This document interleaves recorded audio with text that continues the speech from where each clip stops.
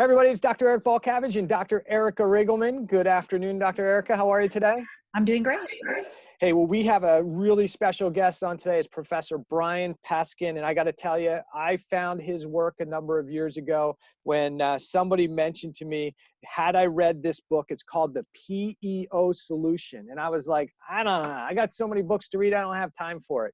But when I read the book, it really kind of helped me understand a little bit more about what we talk about with cellular hypothyroidism. We always talk about thyroid physiology being really starting at the cellular level.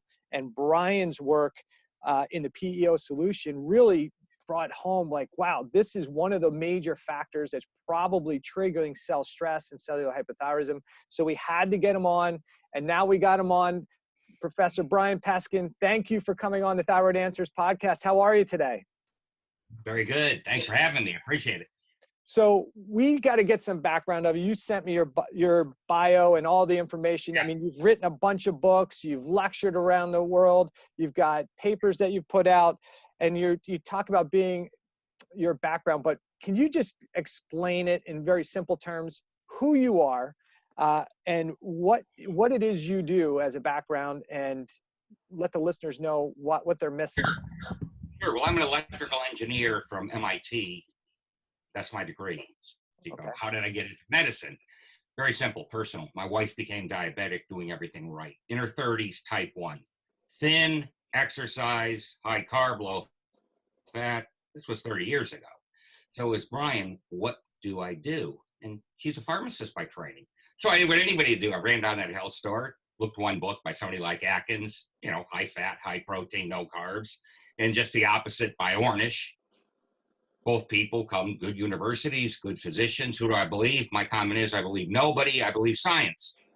I'm a scientist. So is there a science? Yeah, there's two, biochemistry, and even way above that is physiology.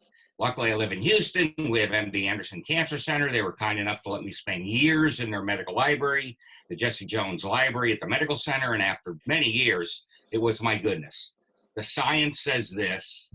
Everybody's being told 180 degrees opposite. In many cases, the actual cause of the problem is being purported as a solution.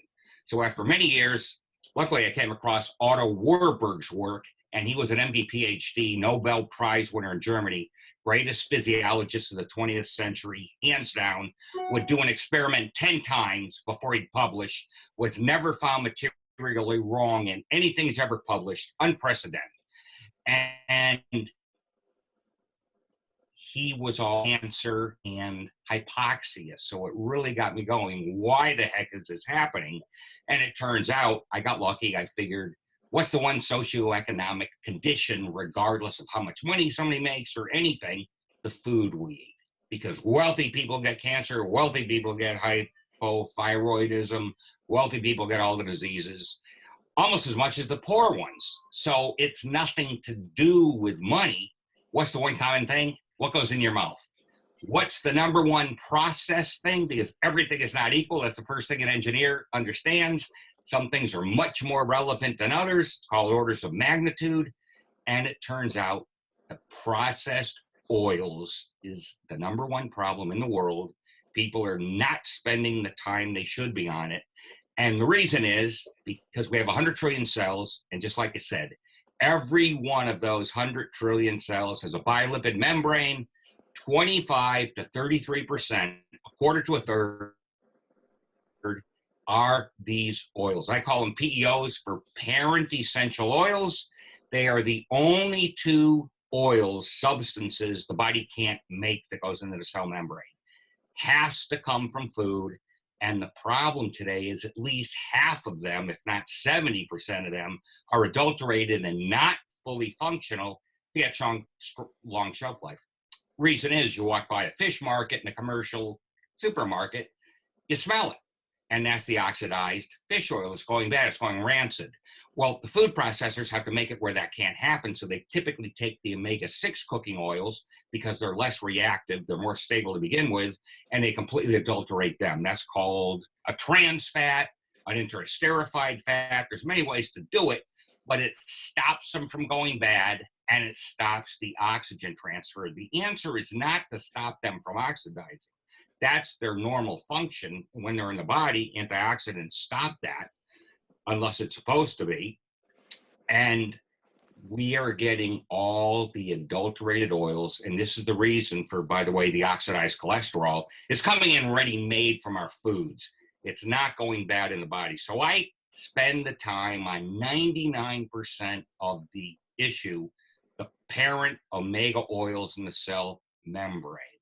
In the body, there's 11 to 1. So everybody who's saying, oh, we're overdosed on omega-6. You are overdosed on omega-6. Adulterated, non-functional, highly impaired omega-6. You're not overdosed on fully functional omega-6. And it all started there. And I started in the right place. And that is why I can predict and never wrong, because I started in the right place. Everybody else is on the outside of the circle. I'm in the center. You can't go from the outside and go to the center. You got to be in the center, go to the outside, and then you get everything right. So physiology is the key. There's very few physiologists today. That means the cell structure. Actually, I do theoretical because in the membrane, it's hard to see the actual what's in there, but you can tell on a macroscopic level, 25 to 33%. There's no DHA, there's no EPA, there's very little, any of what's called the derivatives. So there's the parents, parent omega-6, parent omega-3. They allow the body to make what's called the derivatives. That's the fish oil stuff, the EPA, DHA, GLA, AA. The body makes all of them as needed, and that's the key. And it makes very few of them because they act as hormones. They're called prostaglandins. So they have a very, very short lifespan, and they're very minute quantities. Less than 1% of the parents are converted into derivatives. And the mistake the whole medical profession made years ago, because they didn't have the high-resolution chromatography that we have today, they thought up to 30 or 40% would go to derivatives. So the answer was give the body the derivatives, be gentle on it, do all the work for it, and la. No, you've just given a super pharmacologic overdose, which anybody taking fish oil, I hope you'll stop that immediately, get your money back, because you're getting overdose from 20 to 500 times overdose on a daily basis. So that's it in a nutshell. I really tried to prevent type 1 diabetes. I failed, but nobody in the world has been able to bring a type 1 back. I can make the insulin more effective because these oils in the cell membrane are where all the hormones go. So if you want maximum hormone effectiveness, you need a very, very strong cell membrane. And this does it. Your immune system goes through the roof. You can ask me any kind of questions, but that's the gist of how I got into this. Yeah. So I use the engineering precepts. The input's the food. The system is you. The output is your state of health and how fat you are, how thin you are, how sick you are. 3-component deal. And the system I decided was perfect. It's like a Ferrari, it doesn't run right. Well, I can look at the timing. I can look at the injection system. I can look at the spark plugs. But nobody thought, did the idiot put the wrong gasoline in there? He wanted to go cheap, so he put unleaded, cheap garbage when it needs the highest octane in the world. And I just said it was the fuel. The system works perfect. God doesn't make mistakes. Our body, I am amazed. In spite of the wrong fuel, how good we are and how long we last before completely falling apart. If you put the wrong fuel in a car, you put in water, it's going to die in 10 minutes. It just won't run. But we put the wrong fuel in, you last for years. Of course, you're sick as heck. But that can all be prevented. We're not designed to be exhausted, overweight, a human billy goat, hungry all the time. The only reason we're hungry all the time is the body wants these oils, and nature goes, make doc hungry again. Doesn't have any of the oil, so it's eat, crave. You don't get the oils, eat, crave again. Crave, crave, crave. You're a human billy goat. You start putting these oils in, you only need to eat twice a day. You can even eat once a day. The appetite's naturally fulfilled, not squashed, naturally fulfilled. So it's a very exciting field, and the applications are absolutely enormous. From thyroidism to cancer to diabetes to heart disease, we can talk about all that. So we talk about, I think what you said was great summary of what's going on. But for the listeners, one of the big things I want to make sure that you understand what Professor Peskin's talking about is that all your cells are made of membranes, and those membranes have fat as part of those membranes. And half protein, half fat. You're right. Yeah, so it's got proteins, it's got fats, but the fats make up a good portion of the cell of these membranes. And the quality of those membranes is based on the quality of the fat we take in. And if that fat and the fats and the oils that we take in are already pre-damaged from cooking and processing, then those damaged fats and oils become part of our cell membrane. And so that impacts our health. And one of the things I wanted to talk to you about is when we eat these, when the fats are in their healthy, natural state, we call those unadulterated fats, correct? And when Yes. we eat fats that are damaged, we call them unadulterated. But how does that impact what happens in the cell? One of the things we talk about, one of the things we talk about is that was something called the cell danger response. And anything that triggers a change in energy within the cell can trigger a cell danger response. And we talk about how hypoxia, lack of oxygen within the cell, can trigger a cell danger response. It can decrease cell metabolism. It can deactivate thyroid hormone locally. So how do these adulterated fats impact oxygen across the membranes? Well, it's highly impaired. And if you look at every disease, there's always hypoxia. Ask any physician, how do I have a high immune system? How do I cure disease? Cellular oxygen. Now, this is not oxygen in the bloodstream. That's you put in a finger into the pulse oximeter. Everybody is 92, 94, 96, 98, unless you have a disease. So that isn't the issue. It is in the cell itself. And the way the oxygen goes across is it has to diffuse. But just imagine how much oxygen would diffuse if you had a piece of plastic there. Nothing. Furthermore, the oxygen could disassociate from the cell membrane itself and give more. So this is the whole cause. Otto Warburg showed cancer is caused by a 35% decrease in cellular oxygen over a sustained period of time. It was proven in 53 and 55 in America with scientists. They gave hypoxia to the patients, and in the heart, they would get cancer. It wasn't patients, but it was heart tissue. And it always developed in the oxygen deprived over a 2-year period. With full oxygen, never. So hypoxia accompanies virtually everything. It's huge in diabetes. That's where the neuropathy is mainly coming from. And it impairs healing. That's where I spend a lot of time in. So when you're fully oxygenated, if you're an athlete, through the roof, you recover 25% faster, you have 30% more endurance. It's just incredible. But just think of it as a plastic membrane. Nothing will go into that cell, or it's highly impaired. And Dr. Land showed in 1980, you get the percentage of adulterated oils that you consume. So if I'm eating fast food all the time and they're a huge provider of ruined oils because they have to have those oils last a month, and even the commercial supermarkets, even the finest of restaurants, they're all using adulterated oils that have extenders in them, that have preservatives in them, so they don't go bad. There's virtually no smell. So if you're going to any commercial supermarket and getting the regular oils, you are highly impaired. You're killing yourself, and you're unknowingly giving yourself the disease. That's the biggest cause with diabetes, unknowingly. So you have a cell-resistant membrane or a hormone-resistant membrane, and that's why you need more and more insulin. That's called insulin resistance. So that's the proof the cell isn't getting the hormone it needs, because the hormone can't go into it. It's like being knocked out with the plastic. Excellent question. So let's say that somebody has been consuming some of these adulterated oils for some time now, and they're starting to develop issues.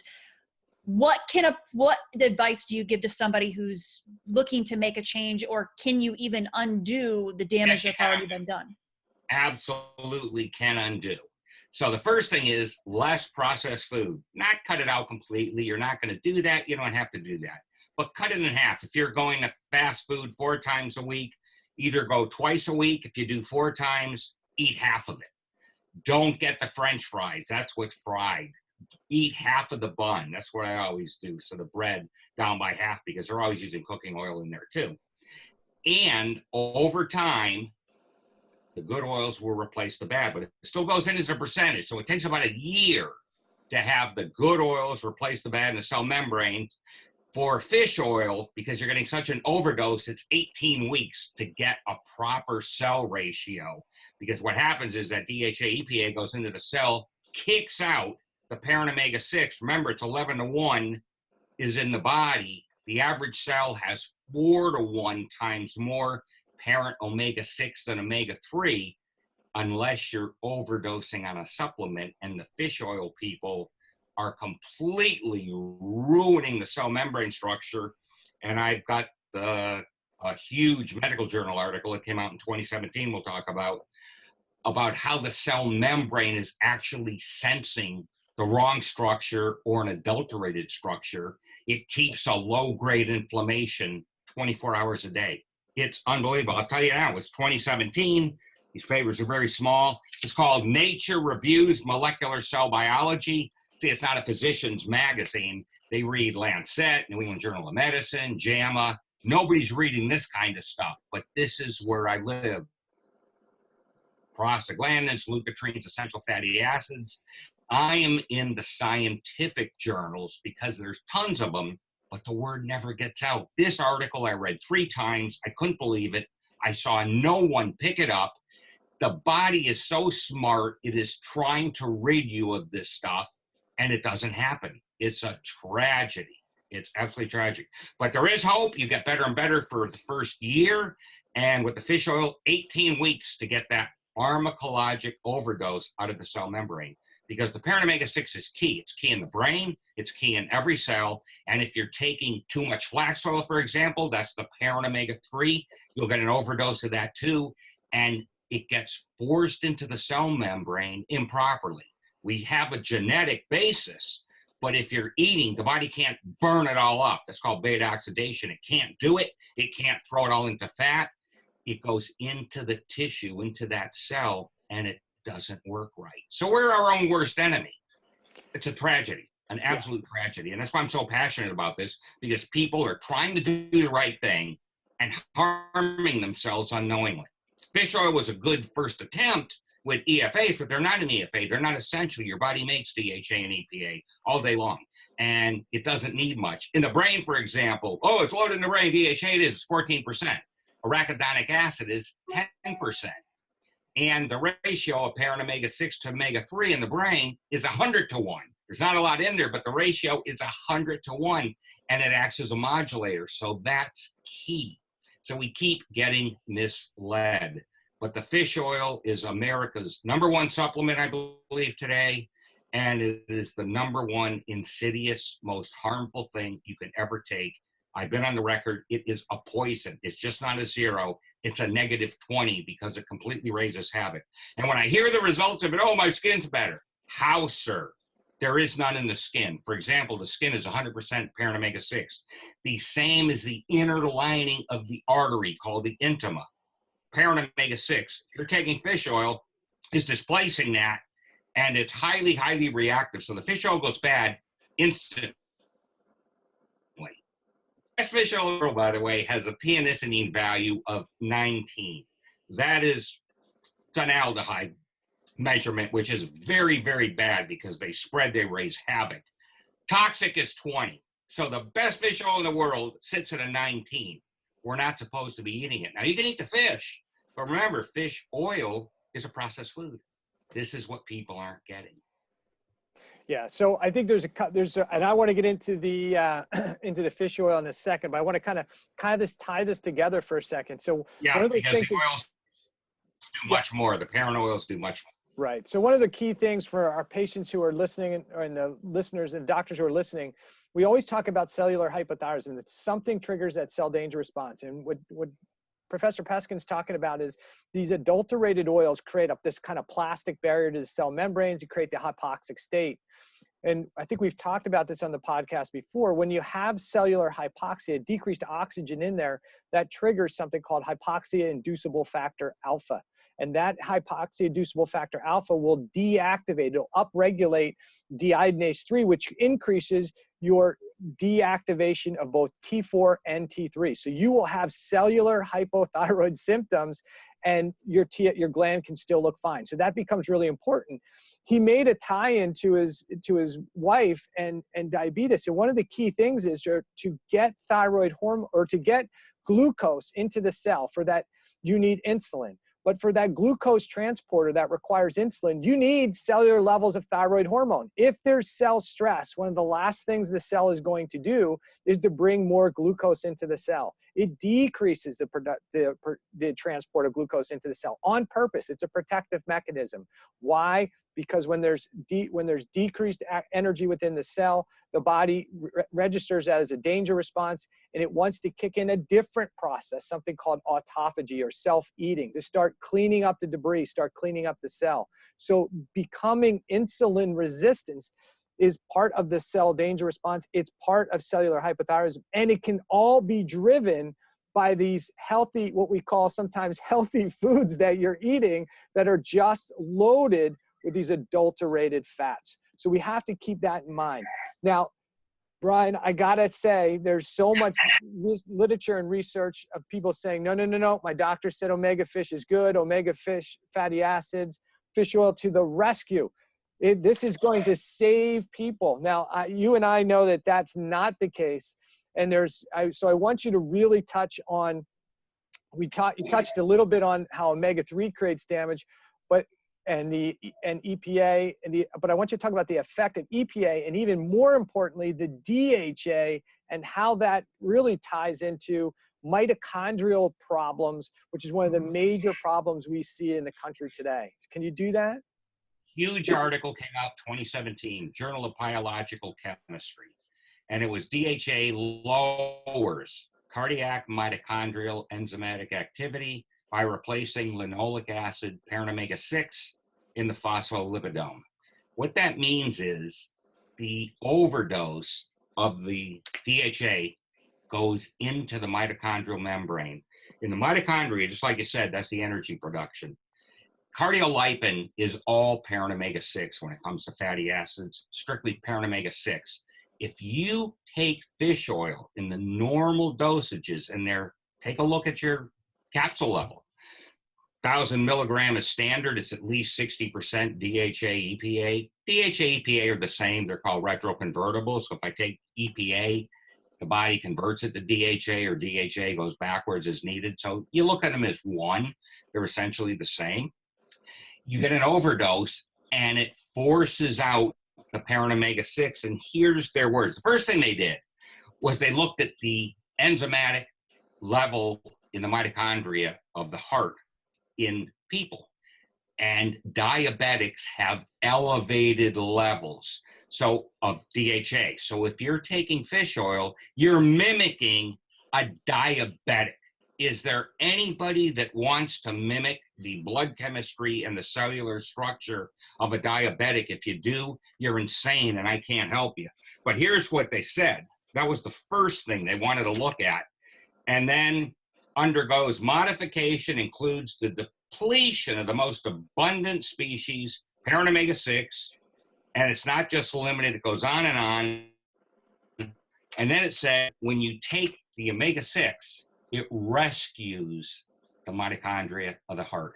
So anybody saying fish oil is good for the heart is a lunatic. They haven't seen this. Again, I've seen nobody reference this article. It was absolutely brilliant. And Cochrane reviews, the best independent reviewer of medical journal articles in 2018, unequivocally stated EPA, DHA do not decrease heart disease, do not decrease stroke, do not decrease death. It's worthless. And I just saw a video today. Somebody sent me and said, Brian, you're going to get a kick out of this. Number one thing they said is how it's good for the heart. How? It's not in there. I just told you it ruins the cardiac output in the mitochondria, which means your heart doesn't have any energy. So it can't go boom, boom. It goes, and that's cardiac output. It's going to go down. So nobody is looking at the science anymore. It's like a religion. Fish oil's great, no matter how many times it's shown. Fail, fail, fail. They only got one indication, by the way, to lower super high triglycerides. There's 3 pharmaceutical companies selling fish oil. Pharmaceutical companies run drug studies. That's what they do. I assure you, every study has been attempted and they all fail. They've got nothing for the heart. There is one that just came out. They think they do, but the placebo was mineral oil, which is basically a poison. They're giving 4 grams a day. When people told me this, how they got a better result with the fish oil than the mineral oil, I said, whatever it is, they're giving a poison. I didn't know it was mineral oil. I said, you research it. It took them about a day to figure out what the heck was in there. It was mineral oil. You want to be taking mineral oil? It's a toxic. I don't know how they could even allow that as a placebo. I could see olive oil as a placebo, but not that. So we keep getting misled. But read Cochrane reviews. Unequivocal, 25,000 studies, or there's some insane number of studies with fish oil. They found 25 that were double-blind placebo, even worth analyzing. The rest are observational or so poorly done, they're not worth the paper they're printed on. Here's what everybody needs to know. Even doctors don't read their own medical journals and believe it anymore because publishing has become an end in itself. When you have a person having his name on 2, 3, 4, 500 medical journal articles, you want to ask why. Number one, why would there be 1,000 studies of anything? For gravity, you have 2. I throw a brick off the building, it falls. You do it again to show it doesn't go up to the sun, we're done. I'm not repeating the study every 2 weeks to see if it changed. We're done. That's why I love the science. Studies aren't science.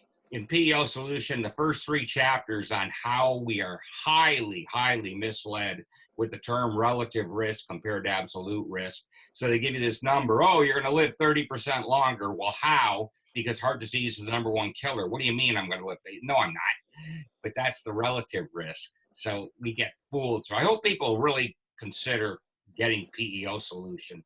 It's written for physicians, but it's understandable. And I'm about the only guy that gives the footnote right on that page. So when you see a reference, you see the title, you see where it came from, and I give you the exact quotes. I don't translate it. Now, I'll translate it into layman's terms if it's technical, but you will also see the actual quote. Nobody else will do that because more often than not, the headline of what they say isn't what was in the article. They mislead you and they fully understand you're not going to take the time, you're not going to take the effort to research and see what exactly was said. I publish nothing until I see the journal reference or the reference or the reference. I will spend an immense amount of time looking at the original article and making sure it says what it's supposedly said. More often than not, it doesn't. I don't use quotes of quotes, ever. So we keep getting misled. It's a very, very sad state of affairs today. The internet's actually made it worse because everybody thinks they know something and they pull up something, but they can't discern the tin from the gold. So this guy says one thing, this guy says another. How do you know what's right? I can't give you that. If you can't discern tin from gold, I can't help you. And most people, tragically today, can't, but they don't have the reasoning capability.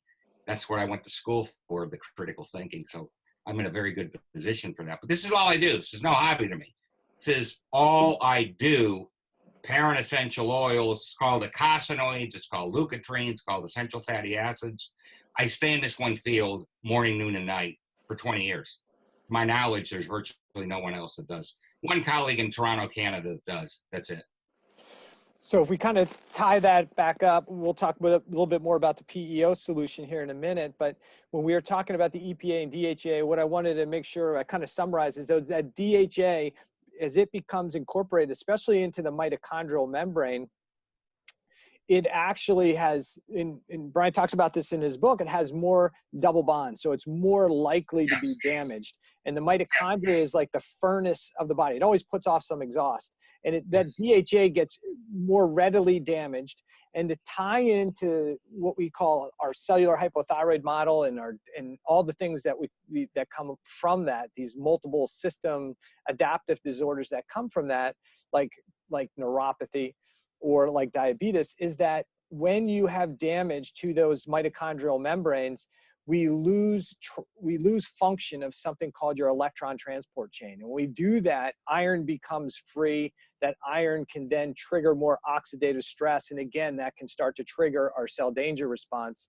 And we've talked about this as a potential link. And Brian, if you want to kind of add to this, you can add to this from your knowledge base.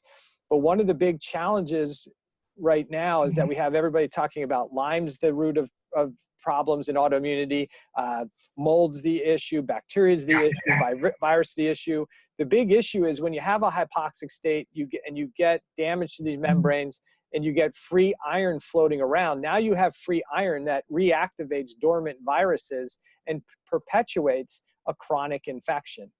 Do you see that as part of the research that as part of your research that this the compromise or the adulterated oils can trigger the hypoxic effect that can have a significant impact on iron physiology?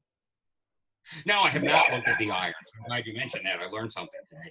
But everything is correlated. And like you said, you start becoming hypoxic. And this is the #1 reason for hypoxia. And you want maximum oxygenation. That is the best way molds and viruses. By the way, a mold spore, there's a new one that just came out. It's probably vancomycin resistant mold. It's in all the hospital rooms. They hushed it up for a year and a half. It just hit the news all over the place in the med journals the past week. They hush it up for a year and a half. People are dying with a compromised immune system. So if they're in the hospital for 30 days, hydrogen peroxide doesn't even kill this stuff. But a mold spore cannot germinate, it cannot spread in a high oxygenated environment. That was proven in 1955 with Otto Warburg's study with the heart and cancer, because they put mold spores into a rodent and it couldn't germinate with fully functional oxygen. They didn't know about the oils back then, but they kept the oxygen levels high. Nothing germinated. They had low oxygen partial pressure. All of them germinated. So this is known. The way the body deals with viruses too is these PEOs, they engulf the virus and they kill it. So this is Mother Nature's natural protective. The #1 anti-inflammatory is PGE1. That's the first derivative of omega-6. So you get GLA and then it makes PGE1. So it's the body's #1 anti-inflammatory. It keeps inflammation from becoming high when it's not supposed to be. Of course, you have inflammation initially. I cut my finger off. It's going to bleed like the dickens. You want inflammation. So inflammation is not necessarily bad all the time. Initially, you want it, but then you want it going away. So PGE1 is critical. It's also a vasodilator. Arachidonic acid makes prostacyclin, PGI2. That makes the platelets not stick together, makes it not stick to the artery wall. I don't know how you would get a heart attack with maximum anti-inflammatory PGE1 and PGI2. It's also a vasodilator, so it gives more blood flow. Nobody talks about blood flow. If you don't have any blood flow, nothing's going anywhere. These are the way the body naturally does it. I never hear anybody talk about these two. And by the way, the omega-3 side of prostaglandins, insignificant. They are 1/20th as powerful as the omega-6. So the whole thing with this omega-3 stuff is, I was trying to find out, where are they coming up with it so good? They're trying to come up with it's a relative good, because if you're overdosing on omega-3 derivatives from fish oil, is displacing the omega-6, which they think you're getting overdosed on. That's the whole thing for this. That is the only science they have, and it's dead problematic, because if it's displacing the fully functional parent omega-6, now you have mitochondria doesn't work. You have 100 trillion cells that don't work. And by the way, there's more mitochondria than cells. So if you have 100 trillion cells, just imagine how many mitochondria you have. It's a horrible state of affairs, and I'm glad we're talking about this, because not enough people know it. The medical world doesn't even talk about it. It's just tragic. Yeah, I think it's I can't even explain to you how many patients come into my office that are already taking a fish oil, and they'll write that they've been taking it for 4 years, 5 years, 10 years plus straight. And whether they saw a TV commercial saying that it was good for inflammation or their doctor recommended it, they think they're doing something perfectly good when really it's probably doing them more harm than actually good. It's not probably. Number one, people need to know, Doc, that fish oil automatically oxidizes at room temperature. DHA spontaneously becomes rancid at 70 degrees. What's our temperature? 98.6. So all this fish oil you're taking, I don't care how much vitamin E is in there, the body can't deal with it. Dr. Rowan, co-author of PEO Solution, sent me a great article. Lipofuscin, SEH spots on the hand. Well, they looked at monkeys. They gave them fish oil. You get the lipofuscin in the internal organs. So anybody with H spots on their hand, I have none. You shouldn't have any. You have those H spots in your internal organs, and fish oil goes rancid immediately. 98.6, it is going rancid like you wouldn't believe. And Dr. Rowan also sent me cold water fish have 14 times less, not 14%, 14 times, 1,400% less than the cold water fish. So the warmer we get, what is fish oil? It's antifreeze for a fish. We're not living in 30-degree water. Now, in the brain, it's 14%, I told you, but the half-life of that is 2.5 years. We need 7 milligrams a day. Fish oil people, take a look at the dosages you're taking. You need 7 milligrams. This is the distribution, so I'll double it. I'm a conservative guy, an engineer. 15 milligrams. You're taking 20 to 500 times too much on a daily basis.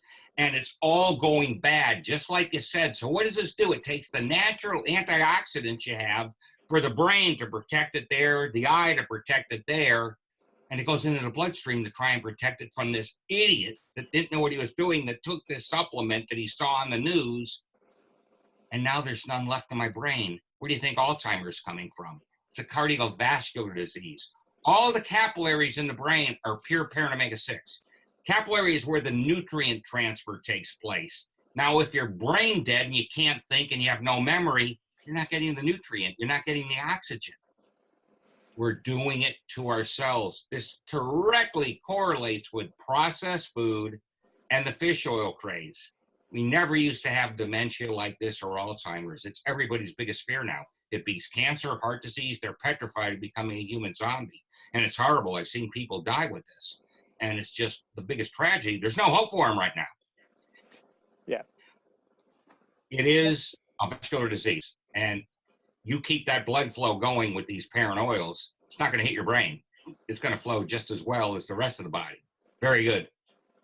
So there's a limitation of resources on the body too. We make a certain amount of energy when we're efficient at making energy. And if we're putting in foods into the body that are adulterated, damaged, these damaged fats that then trigger more inflammation, oxidative stress, the body automatically is going to go into cell danger mode. And the cells communicate with each other saying, hey, we've got a threat here, we have to deal with it. So where everybody's looking many times for the outside solution, the virus or the organism or the simple, or the thing that could be triggering it. And really, genetics, that's the big thing, right? Right. We're all genetically screwed up. I assure you, it's not genetics. Something has to tell the genes what to do. And everything is the cell with these oils. They modulate. That's the methylation, on or off. It slides up, it slides down, turns it on, turns it off. It's called epigenetics. It was a very big thing. It's not talked about much now. Everything is genetics, and they are getting virtually nowhere. They get lucky in one area, and they get some good results, and it doesn't extend anywhere else. And you've got to go, if this is so good, if this is the answer, why doesn't it extend? And you never get a good answer out of these people. But that's tragically where all the money is, all this personalized medicine garbage, and it is garbage because we have the same physiology, same biochemistry. I can't live underground like a termite. We're all going to die. There's little variations. I take these oils, so you go in the garage, you turn the car on, don't anybody do it. Close the door. We're both going to die of carbon monoxide poisoning, but I'm going to last a little longer than you because I got these oils, so I'm better cellular oxygenated. But you can't beat physiology and biochemistry. These are physical laws and it has nothing to do with genetics. We've been completely misled. Another tragedy. I mean, that's my biggest word. This is a tragedy, that's a tragedy. The one good thing is I'm about solutions. These oils are the biggest bang for the buck, the closest thing to the fountain of youth you will ever have. It's complementary to any modality you're doing. But if you don't start at the cell membrane of every one of those 100 trillion cells and have a strong cell structure, you're deficient. Nothing else you do is maximized. So this is so fundamental. This is basic science. Even though it's complicated, it's very basic conceptually, because this is the brick and mortar. Other things like vitamins, minerals, they're coenzymes. They make chemical reactions. These oils make my skin. It's smooth as the dickens. My fingernail is like glass. This is what you want in your arteries. No clogs, no anything. I did a pulse wave velocity test for my heart. It came out 20 years younger. Biologically, no exercise. Yeah, I you think shouldn't have to do exercise. Fine, but exercise can't compensate for nutritional deficiency. That's what I tell everybody. How can you exercise away a nutritional deficiency? You're crazy. They're two separate things. And state of athleticism, nothing to do with health. Athletes drop dead all the time. well, this could be part of that mechanism too, because if you're eating foods that have adulterated fats, or you're doing high dose fish oil, and those adulterated fats or the high levels of DHA are being incorporated into your cell membranes, and you're trying to really push yourself athletically, you're trying to really push the mitochondria, you're increasing the oxidative stress, you're increasing the damage to those membranes, and you're just continuing to trigger the process. That's why we see a lot of people who are uber athletes and triathletes and all these people that they look fit, but they have chronic health issues, right? And that's why the people drop dead, is because we have to consider, and this is one of the, for the audience, this is one of the cheapest things you can do, is eat whole natural foods and reduce your processed foods. And a simple change, especially if you're already taking supplemental oils, just make the switch. And with that, Brian, we have to talk about one more thing before we kind of finish today, and that is, yeah, because here's the key. There's people. I'll tell you where these oils come from. Yeah, they need to know. Typically seeds, plant-based seeds. So flax oil is good for the parent omega-3. Nature has very little 3. You always hear walnuts are great. The Seventh-day Advents live longer because they're taking walnuts. It's the omega-3. There's 20% parent omega-3. There's 80% parent omega-6. So omega-3 gets the credit for it. But pumpkin seed, evening primrose oil also has GLA in it. Sunflower, safflower.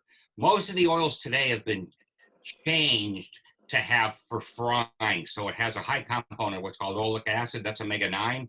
That's like olive oil. Olive oil is a 0.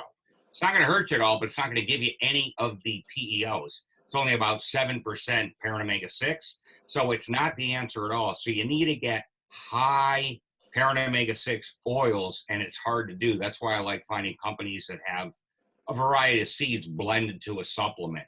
But it has to be organic, and it has to have more parent omega-6, which is LA, linoleic acid, compared with parent omega-3, which is called alpha-linoleic acid.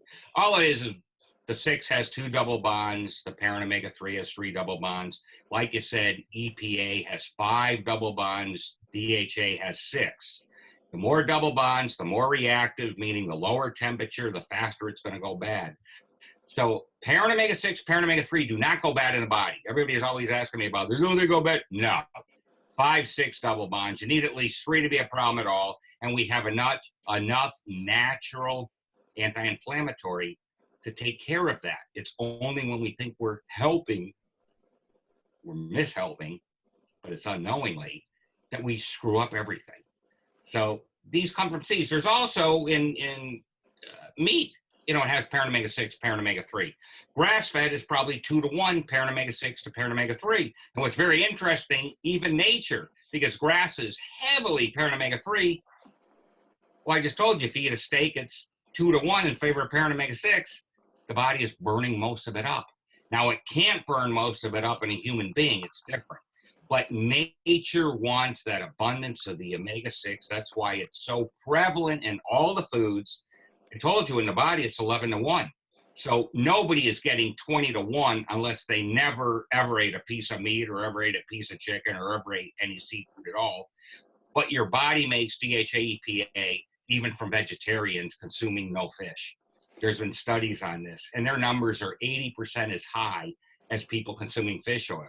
And there's been numerous studies, and I talk about them in the book.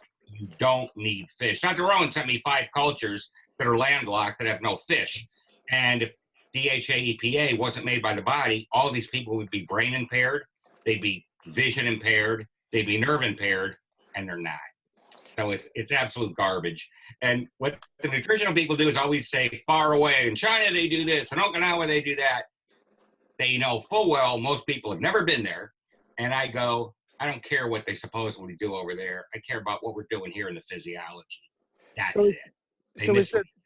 So Brian, is there, when people are looking for PEO oils from a supplement standpoint, is there something that they need to look at on the label to know that that oil that they're buying isn't a damaged oil? Absolutely. Has to be organic, has to be cold pressed, has to have more parent omega-6 than parent omega-3. 1-to-1 is the minimal. I like something closer to 2-to-1. You want some ready-made GLA, because the other thing everybody says, oh, the delta-6 enzyme pathway is ruined in everybody. It doesn't work. This is the big thing. The conversion is slow, and you don't get the PGE1, and you don't get the omega-6 derivatives, and the omega-3 derivatives too, because it's the same pathway. Slow is a time constant in engineering. Anybody that says slow, you just bring it out to 24 hours or a day, it's all converted. So it's not that it's slow. That's insane. It shows me you don't know what the heck you're even talking about. It's that it's infinitesimal.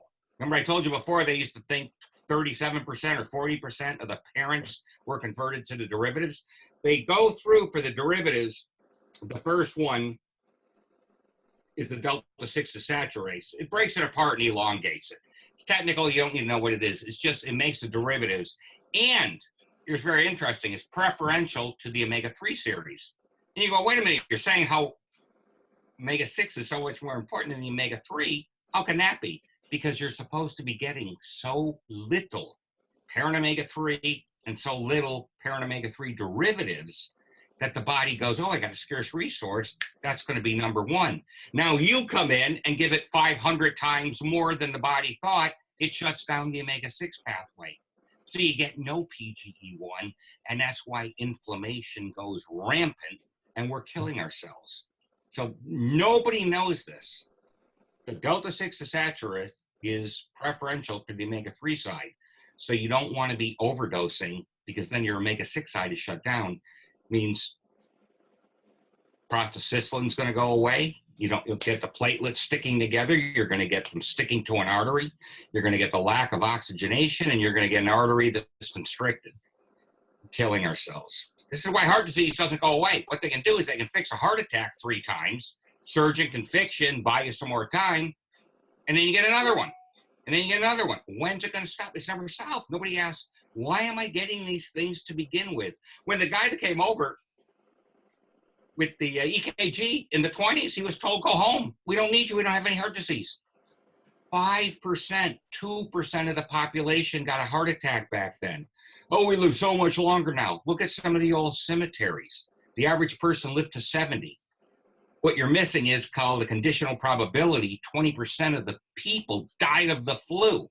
20% of the people never made it past adolescence. They never made it to 20.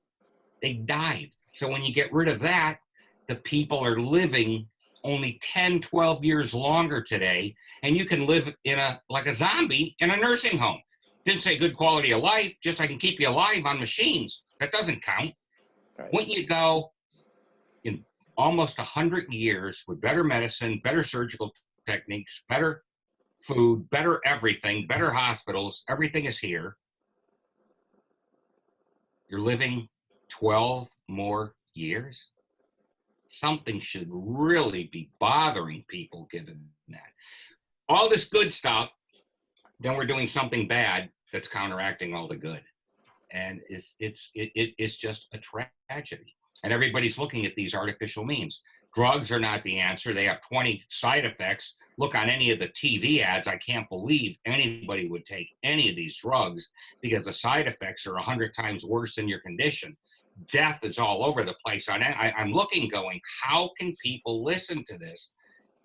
They have to disclose that. But we're one of the 2 countries in the world that allows direct-to-consumer advertising. No one else in the world allows this. So now you have people walking into a doctor, hey, doc, I want this drug. And why is he going to go, no? I'm going to see you 4 times a year now to monitor all the side effects. And then I'm going to give you 3 other drugs for the side effects of this drug. And they don't stop. They don't even care about side effects. Your typical MD, I'll just give you another drug. I'm going, what? This is your rationale? Yeah, I've had doctors tell me that. We don't care. Well, disease is a profitable business, right? Diseases are very profitable business. Yeah. Disease. And so we've got a longer disease span than we've ever had. We take more medications than we ever had. And, yes. And health and our lifespan's actually gone down, I think, the last 2 years. So we are not. 3 years. Last 3 years. Yeah, we're not in a better place. So I want to, if I can wrap the podcast up today, if you had to give people 2 or 3 primary tips based on what we talked about today, what would those 2 or 3 primary tips be? Number 1 would be read the PEO solution. So I stole that one from you. But what would be the 2 or 3 other tips that you would give somebody? Anything with fat in the grocery store, butter, bacon, eggs, cheese, organic. Because all the pesticides, all the residues, all the adulteration is in the fat of the animal. So that is the biggest bang for the buck to spend your money on organic. The fruits and vegetables, I don't want the glyphosate. You've read all about the Roundup stuff with the cancer. It's horrible, but if you don't have the money to get organic everything, spend it on the fat-containing animal-based products. Number 2, any cooking oil you get in the supermarket better be organic. Cold pressed is not sufficient. So if it's olive oil, safflower oil, sunflower oil, the oils to fry in are lard used to be great. You can get organic lard even. But ghee is wonderful. That's clarified butter the Indians use. Coconut oil, palm oil. Olive oil is okay for sauteing. You want to cook an egg in it, you can, but you can't deep fry in it. So the cooking oils have to be organic too. And then minimize the garbage you're eating from the restaurants, especially the fryer of the fast food restaurants. Cut that back. So it's bring in good stuff, minimize bad stuff. It's not to 0. You don't need to be a monk. And you're going to be fine. You're going to be so much better than anybody else. That is the 3 biggest things, bang for the buck. I'm all about efficiency. And then 4 would be, if you're taking fish oil, swap out the fish oil. Swap out the fish oil for some parent essential oil. And I don't care any marine oil, krill oil, mollusk. They're all the same thing. They're antifreeze for fish. So any marine-based oil, they don't stop. Super krill oil. The next one has to have the next craziest thing. Octopus oil. You name it, they got it. You ever see what krill is? Whales eat them. They're like this microscopic thing. You can't even cook the darn thing. No human being would ever eat such a stupid thing. But they won't stop to mislead you. And what do you think it is? It's a juiced fish. Where do you think this oil is coming from? Oh, it's an enzymatic thing. They're juicing it. They're grinding it up, pounding it up. You get slop, and now you got to get the oil out of it. That's the bottom line. Do you really want that? You really, really want that? Think about it. Nobody does. So, very good. I think the answer is no. When you start to sit back and think about this is really a really important concept when we talk about what's driving chronic health issues in this country. It doesn't go too far past the food we eat, and sometimes the supplements that we are sold that tell us that these are really healthy for us actually contribute to the problems, and fish oil is probably one of those. So Brian, we appreciate you being on the podcast. If you haven't seen the book or read the book, go get the book, The PEO Solution. They can find it on my website. It's just my name, Brian Peskin. It's BRIAN. P is in parent, ESKIN.com. There's piles of papers there. If you don't want the book, you can see videos. You can see papers. It won't cost you a nickel. I'm a scientist. I don't sell anything. I consult for nutritional companies, of course.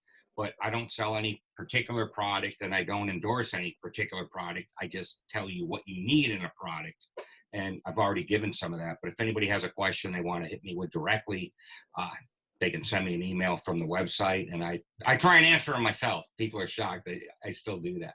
And we'll put all your contact information on there. Erica, do you have any final questions for Thanks. Professor Peskin? Nope, I think it's been some great information. It's been a great podcast. Awesome. My pleasure. Thanks for having We me. appreciate you coming on. And if anybody has any questions regarding this podcast, we'll leave in the show notes, we'll put information for Professor Peskin, or you can reach out to Dr. Erica or myself, and we'll be happy to answer those questions.